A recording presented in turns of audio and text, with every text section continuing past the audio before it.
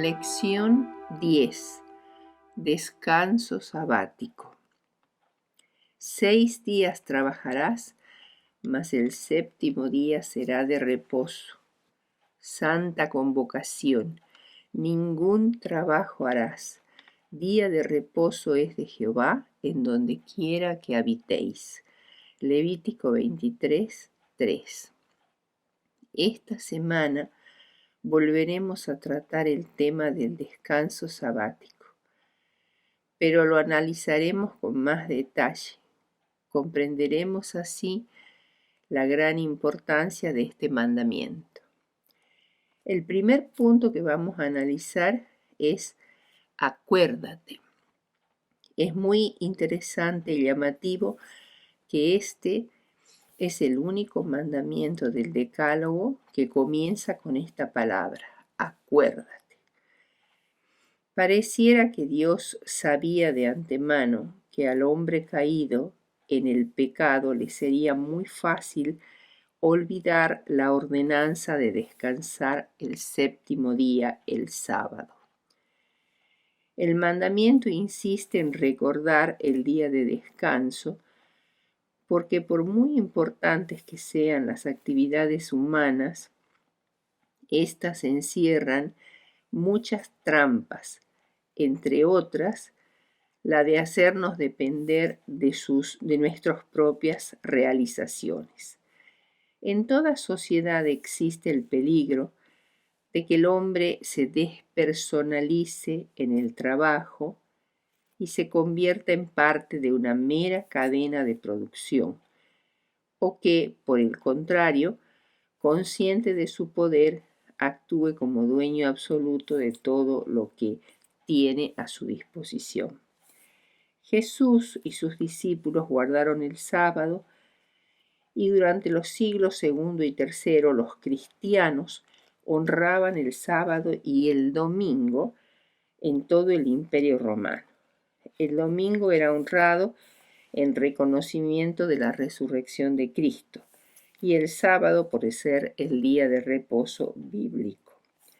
Sin embargo, este acordarse del sábado está teniendo en cuenta que habría enormes fuerzas políticas y religiosas que se opondrían activamente a la observancia del sábado y promovieran en su lugar la observancia dominical. Posteriormente se rebajó el sábado, entendiendo que era aplicable solo a los judíos, no a los cristianos gentiles. Justino Mártir, que vivió desde el 100 al 165 después de Cristo, o sea, a mediados del siglo II, señaló que el domingo es el día en que todos celebramos nuestra asamblea común, porque es el primer día en que Dios hizo el mundo, y Jesucristo en el mismo día resucitó de entre los muertos, en el día del sol, habiendo aparecido a sus apóstoles y discípulos. No dice que solo lo hagan los que viven en Roma, sino todos los cristianos.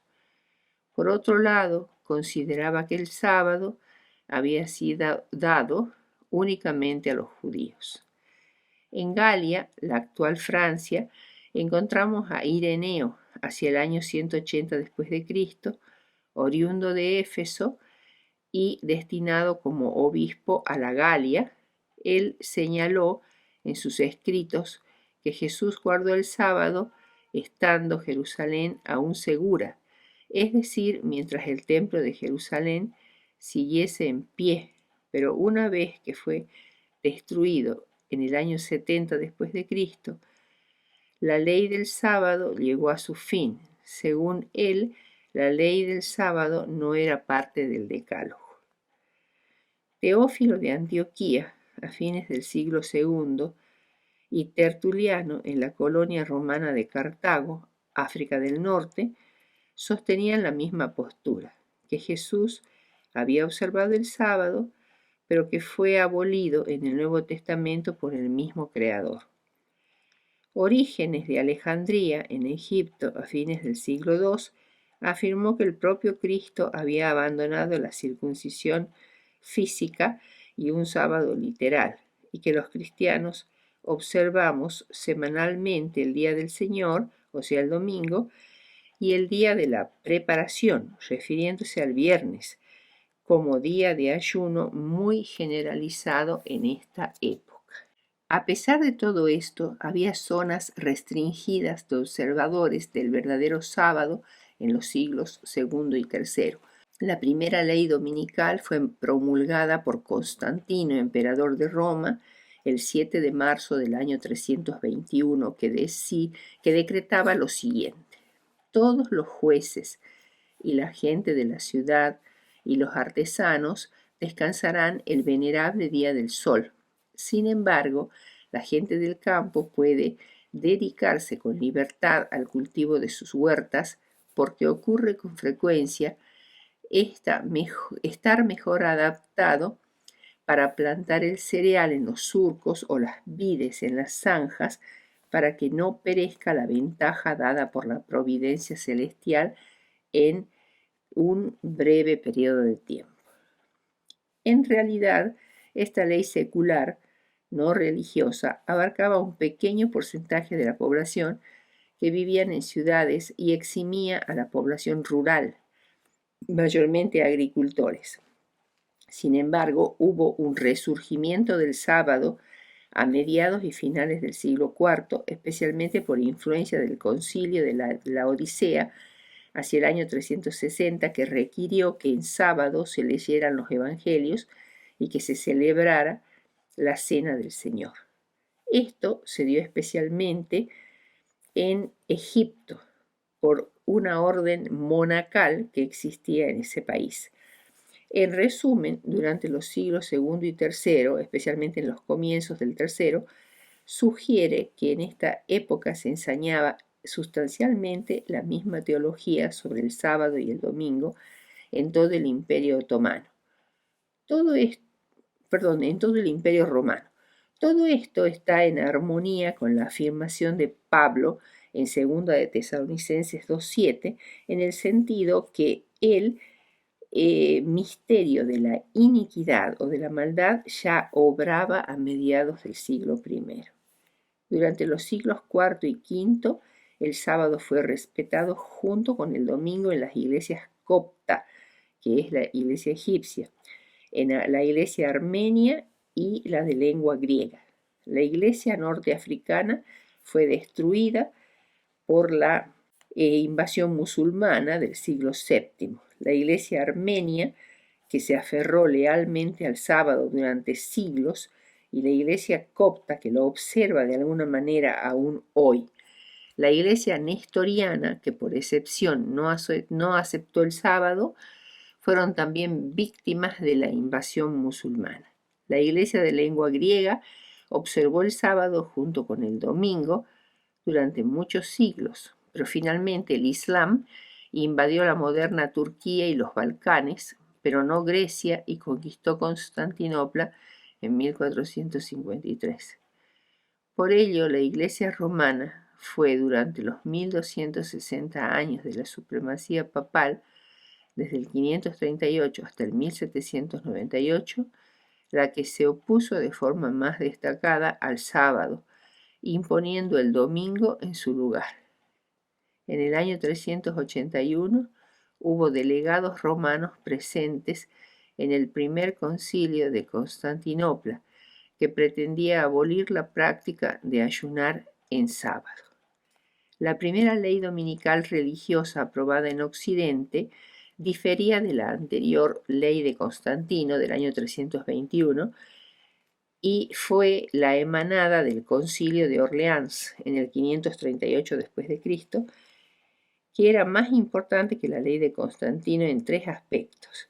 Primero, se establecía una regla para los agricultores, el grueso de la población, que observaran el domingo. Segundo, se formulaba que el propósito de tal ley era religioso, concretamente permitir que los trabajadores acudieran a la iglesia. Y tercero, fue promulgada por la Iglesia y no por el Estado. Finalmente, el gran cisma del año 1054 fue mayormente el asunto del ayuno en sábado, que promovió la separación de Oriente y Occidente. Otros asuntos eran el uso del pan sin levadura en el servicio de la comunión, el celibato del bajo clero y la primacía del Papa. La Iglesia Ortodoxa griega llegó a decir que se nos manda que honremos el sábado igual que el domingo. Entonces la cristiandad romana decidió excomulgar y mandar, según sus doctrinas, al fuego eterno del infierno a millones de hermanos cristianos porque insistían en hacer algo especial para honrar el sábado.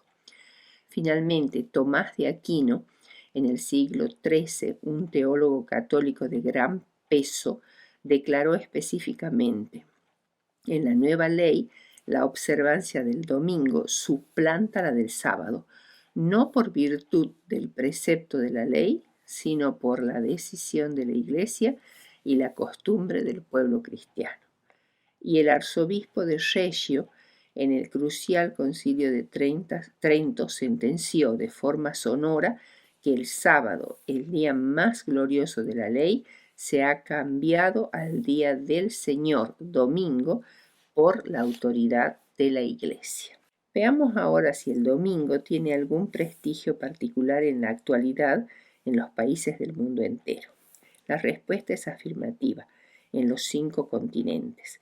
Norteamérica y Sudamérica son obviamente zonas cristianas, y en ellas las delegaciones estatales y las grandes fábricas cierran casi en todas partes en día domingo.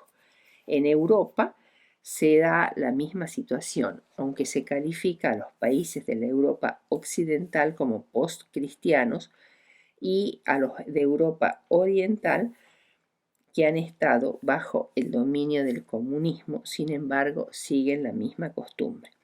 El África subsahariana está cada vez más sometida a las influencias cristianas y también se decide cerrar en domingo. ¿Y qué decir de Asia? Las Filipinas están cristianizadas y Corea del Sur se está cristianizando más. El domingo es el día de descanso en estas tierras. Incluso en la China no cristiana, con sus 1.200 millones de habitantes, las fábricas escogen cerrar en domingo y quedarían solo los países musulmanes que observan el viernes.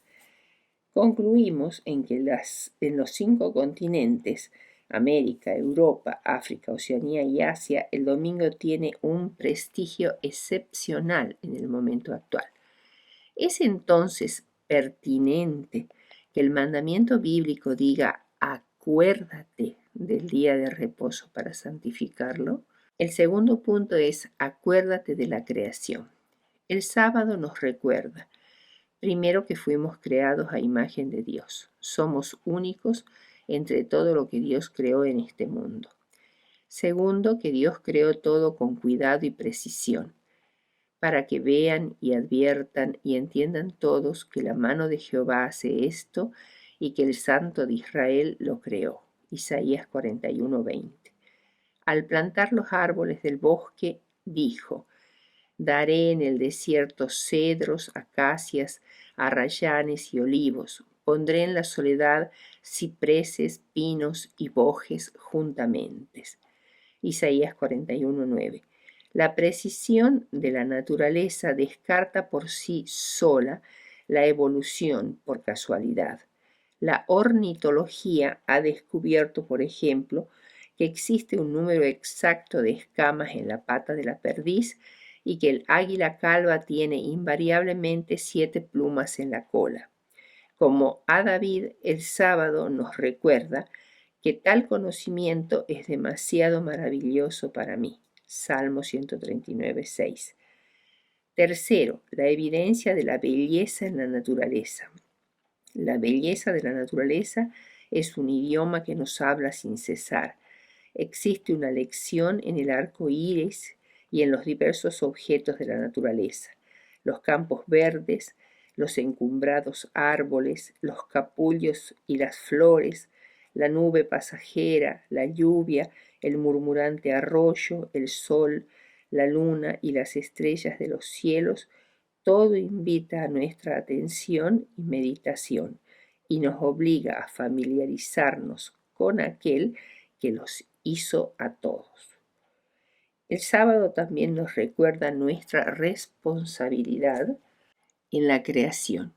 Y los bendijo Dios y les dijo: fructificad y multiplicaos, llenad la tierra y sojuzgadla, y señoread en los peces del mar, en las aves de los cielos y en todas las bestias de la tierra. Génesis 1:27. La bendición del Creador se refería en primer lugar a la propagación y perpetuación de la especie humana para poder realizar lo que se dice a continuación: llenad la tierra para sojuzgarla, o como dice Génesis 1:26, y señoree en los peces de la mar o en las bestias, en toda la tierra y en todo animal que se arrastra en toda la tierra. La relación del hombre con el resto de la creación debiera ser la de un gobernante. Al transferir a Adán el poder de gobernar sobre toda la tierra, Dios tenía el plan de hacer del hombre su representante o virrey sobre este planeta. Con todo, Dios limitó la supremacía del hombre a esta tierra y no le confió a Adán el dominio sobre los cuerpos celestes. Sojuzgadla. Se concede al hombre el derecho de utilización para sus necesidades de los vastos recursos de la tierra mediante labores de agricultura y minería, investigaciones geográficas, descubrimientos científicos e invenciones mecánicas. Pero el hombre, y sobre todo a través del sábado, debía recordar siempre que Dios ama a su creación. Deteneos y maravillaos, aconsejó Isaías en Isaías 29:9. Aunque su mano había dado forma a toda la naturaleza, Jesús amaba el mundo de la naturaleza. Se maravillaba mientras contemplaba el imponente monte Hermón cubierto de nieve, del milagro de la primavera que regresaba y de la hermosura de una pequeña flor. Y en segundo lugar, que no somos los dueños de la tierra y de sus recursos, sino solo los mayordomos, y un día cercano se nos dirá: ven y da cuenta de tu mayordomía. Cuando el poder o la propiedad se consideran un derecho y no una responsabilidad, aparecen ricos y pobres, clases y luchas de clases. El trabajo se vuelve servidumbre y el afán de lucro despierta la injusticia en los que mandan y el odio en los oprimidos. Esta disposición sabática intenta evitar tales errores. Para ello, la tierra, más que una propiedad, es un don de Dios a todas sus criaturas, que ninguna debe acaparar o explotar en exclusivo beneficio. La práctica de este mandamiento aumenta la confianza en Dios. El que lo observa fielmente no caerá jamás en la avaricia ni en el olvido de Dios, porque al renunciar a sus derechos de propiedad sobre la tierra y sus productos, reconoce que todo pertenece a un dueño supremo, de cuya generosidad depende la vida y que el hombre es solo su mayordomo. El tercer punto es celebrar la libertad. Deuteronomio 5, 14 y 15. Mas el séptimo día es reposo a Jehová tu Dios. Ninguna obra harás tú, ni tu hijo, ni tu hija, ni tu siervo, ni tu sierva, ni tu buey, ni tu asno, ni ningún animal tuyo, ni el extranjero que está dentro de tus puertas, para que descanse tu siervo y tu sierva como tú. Acuérdate que fuiste siervo en tierra de Egipto, y que Jehová tu Dios te sacó de allá con mano fuerte y brazo extendido, por lo cual Jehová tu Dios te sacó y te ha mandado que guardes el día de reposo. El retorno periódico del sábado recuerda, más que ningún otro símbolo, que la libertad depende precisamente del respeto de ciertos límites. Cada 6 días una tregua interrumpe la agitación o la rutina de nuestras tareas. Haya habido tiempo o no de concluir los negocios, recoger las cosechas o terminar los proyectos, un alto en el camino nos descarga y libera de todas las servidumbres. Ningún otro pueblo de la antigüedad, fuera de los judíos, conocía la semana de 7 días, ni mucho menos tenía la costumbre de guardar un día entero de reposo semanal. Ni siquiera los romanos, que tenían un calendario muy avanzado, con numerosas fiestas y días nefastos en los que se desaconsejaban ciertas actividades, jamás imaginaron descargar de su trabajo a los esclavos o a los animales un día de cada 7. El valor humanitario del sábado es innegable. La prueba es que todos los pueblos del mundo han reconocido y adoptado la institución, aunque trasladándola mayormente a otros días de la semana como el viernes y el domingo. Pero es interesante notar que en los textos sagrados el sábado no aparece como una fiesta hebrea, sino como un día perteneciente a la humanidad entera. Génesis 2, 1 al 3. Como si el ritmo de 6 días de actividad y uno de reposo fuese inseparable de la estructura prevista para la vida, necesidad de la que nadie puede privarse para reponer periódicamente las energías perdidas. Pero el concepto de descanso en el sentido hebreo de Shabbat representa mucho más que una simple interrupción de la actividad o la cesación de un esfuerzo. Significa además una intención última que no es laboral o humanitaria, sino de índole espiritual. Estad quietos y conoced que yo soy Dios. Seré exaltado entre las naciones, enaltecido seré en la tierra. Salmo 46:10. Al recordar al Dios libertador de la esclavitud, el sábado aleja la tentación de la opresión. En el océano tormentoso de nuestro mundo existen todavía algunas islas de paz, donde el hombre puede retirarse y recuperar su dignidad. Una de ellas es el sábado, el día de la liberación. Cansados de tener que luchar día tras día contra la banalidad o de tener que sufrirla, aspiramos el sábado como quien regresa a su patria, a su gente o a su puerto. Liberados de nuestras preocupaciones ordinarias, el sábado podemos vivir según nuestras aspiraciones más profundas. El sábado nos libera de nuestras servidumbres laborales, seamos ricos o pobres. Es un día de alabanza, no de súplica. Interrumpe el luto, la pena, la fatiga y hasta el agobio de servir a Dios. Esto lo dice Abraham Joshua Heschel. El cuarto punto es: acuérdate de la universalidad del sábado. Para contrarrestar el sentimiento de rechazo o de aversión al extranjero, la discriminación o xenofobia, tan injusto en aquellos tiempos como en los nuestros, la Biblia prescribe el respeto de los derechos del inmigrante. Podemos citar Éxodo 23:9, Números 15:14, Deuteronomio 24, 14 al 17, 27, versículo 19, etc. El trato exigido para con el extranjero rebasa la estricta esfera de lo jurídico, incluyendo los derechos humanos, y entra de lleno en el ámbito espiritual, porque la ley no se contenta con pedir una simple tolerancia, sino que exige la forma de amor más elevado. 24 veces repite la Torá la necesidad de amar, es decir, respetar y proteger al extranjero, lo que en la práctica equivale a decir al enemigo, y la razón invocada es siempre la misma: amarás al extranjero porque extranjero fuiste también tú mismo en Egipto. Levítico 19, 33 y 34. Al elevar al esclavo y al pobre a la categoría de personas.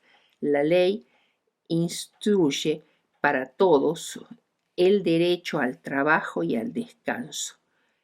El reposo semanal sabático obligatorio es el signo de su libertad. Se trataba de días festivos pagados en cierto sentido. Ese código revela un avanzado sentido de justicia social respecto de las leyes que subsistieron en nuestros países para regular las condiciones laborales de las fábricas o las minas hasta principios del presente siglo. El cuarto punto es servir a los demás, es honrar el sábado. Los evangelios dejan en claro que desde su infancia Jesús observa cuidadosamente las leyes de su pueblo. Lucas 2, 22 al 29. Lleva los vestidos reglamentarios. Mateo 9, 20, 14, 36. Asiste con fidelidad a los servicios de la sinagoga cada sábado. Lucas 4, 16.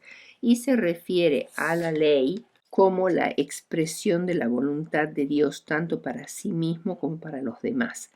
Si quieres entrar en la vida, guarda los mandamientos, dice Mateo 19, 17. Él no minimiza las transgresiones de la ley ni las considera a la ligera. Al perdonar a los pecadores, Jesús reconoce sus errores y por consiguiente el valor de la ley como criterio de conducta. Para Jesús la ley es a la vez un legado valioso que importa conservar y una realidad mal entendida que necesita ser revisada. Por lo tanto, Jesús se constituye en intérprete de la ley. En diversos sectores muy influyentes de Israel, la observancia de la ley se consideraba un medio para ganar la salvación. Jesús dedica un gran esfuerzo para interpretar la ley y rectificar errores de entendimiento. En primer lugar, él dice claramente en su primer sermón público que comparte la fe de su pueblo en la inmutabilidad de la ley. No penséis que he venido a invalidar, sino a cumplir, es decir, perfeccionar, completar, realizar, llenar, llevar a la perfección, llevar la ley a su plenitud de la misma manera en que se llena una medida. Jesús se esfuerza del mismo modo por corregir las interpretaciones equivocadas referidas al día de reposo. Al enfatizar que el sábado no es un fin en sí mismo, sino que está al servicio del hombre, Marcos 2:27, recordando que fue hecho para beneficio del hombre. Jesús jamás dice que el sábado haya sido cambiado al domingo ni a ningún otro día. Las discusiones con los fariseos no eran si se debía o no guardar el sábado, sino cómo debía ser guardado. Todas las curaciones realizadas en ese día por Jesús afectaban a enfermos crónicos. Ninguno era un caso de urgencia.